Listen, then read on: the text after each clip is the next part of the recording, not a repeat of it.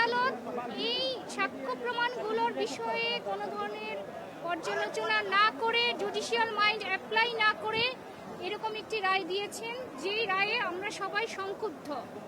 আমি মনে করি অপরাধীদেরকে ছেড়ে দেওয়া বাদীর সাথে অন্যায় করার শামিল। শুধু এই জন্য আমরা এই পরিপ্রেক্ষিতে আমরা অপেক্ষা করছি এই মামলার যখনই লিখিত রায় বের হবে তখনই তার বিপক্ষে, তার বিরুদ্ধে আমরা উচ্চ আদালতে আপিল করব।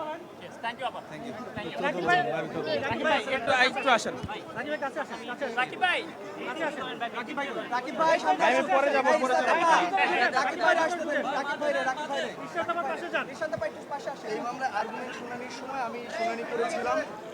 আমরা যে আমরা একটু বাদীর কথা শুনবো।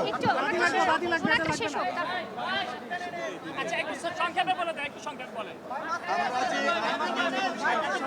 প্রেজেন্ট করেছিলাম সেটা রিফ্লেকশন আমরা আদেশে পাইনি, কারণ আমাদের আইনজীবী যে কোনো সময় পড়ে যাবো। আমরা ভূমিকা রাখার চেষ্টা করেছি। গত 5.5 বছর যাবত এই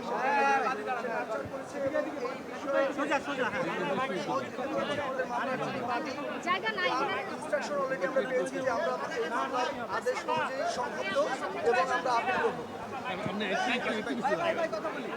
তারা বলেছে যে ডাকযোগে তালাকনামা পাঠানো হয়েছে, চেয়ারম্যান পেল কি পেল না সেটার জন্য তালাক আটকে থাকবে না।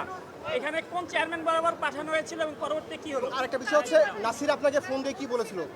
নাসির আমারে ফোন দিয়ে বলছিল সব কিছু জেনে শুনেই সে বিয়ে করছে, ঠিক আছে, সব জেনে শুনে বিষয়। আর যথাযথ প্রমাণ আমরা কোর্টে জমা দিছি, আমরা এত এভিডেন্স জমা দিছি, তারপরে আমাদের সাথে পিবিআর রিপোর্ট ছিল, তারপরে যদি এরপরও যদি ন্যায় বিচার বাংলাদেশে না পাওয়া যায় তাহলে আর কোথায় পাওয়া যাবে? অ্যাকচুয়ালি টাকা যার আছে, ক্ষমতা যার আছে, পাওয়ার যার আছে তারই বিচার আছে। আমাদের মতো সাধারণ মানুষের পক্ষে কোনো বিচার আশা করা যায় না। পরবর্তী আমরা আপিলে যাব ইনশাআল্লাহ।